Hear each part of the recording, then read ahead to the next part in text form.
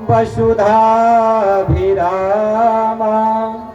कि पूछत दीन दयाल को धाम बतावत आपनो नाम सुदामा।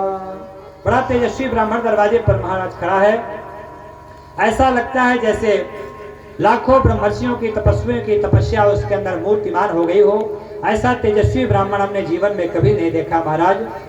और वह अपना नाम सुदामा बता रहा है। जैसे ही सु कहा, सुदामा नाम लिया है, द्वारपाल ने प्रभु सिंहासन से छलांग लगा करके उतर पड़े और बड़ी जोर की दौड़ लगाई। द्वारकाधीश भगवान ने दौड़ते चले जा रहे हैं, दौड़ते चले जा रहे हैं। और प्रभु का पीतांबर कहीं गिरा, प्रभु का मुकुट कहीं गिरा, प्रभु के बाजूबंद टूट करके कहीं गिरे, कुंडल कहीं गिरे।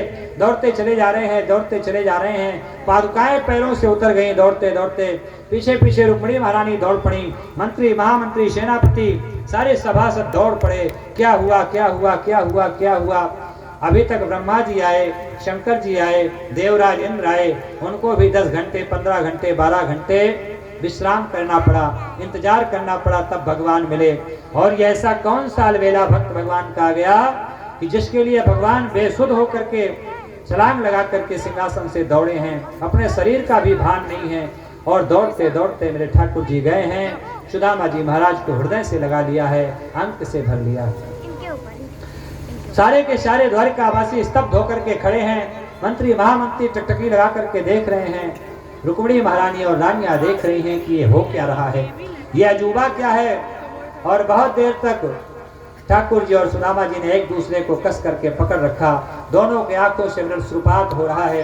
अपने आंसुओं से दोनों ने एक दूसरे को गीला कर दिया।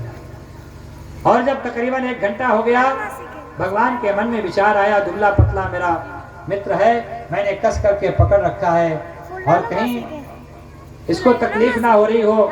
सुदामा जी के मन में भाव जगा कि कहीं मेरे शरीर की हड्डियां ठाकुर जी को गड़ ना रही हो। जब दोनों के मन में ऐसा भाव जगा भक्तों, दोनों ने एक दूसरे को छोड़ दिया।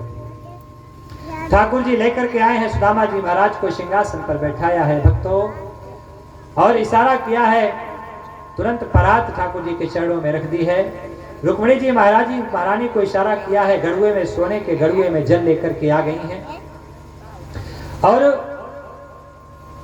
चमर जल रहे हैं महाराज सुदामा जी के। और सुदामा जी के चरणों को अपने हाथों में जैसे ही द्वारकाधीश भगवान ने लिया है, चरणों को देखा है तो अब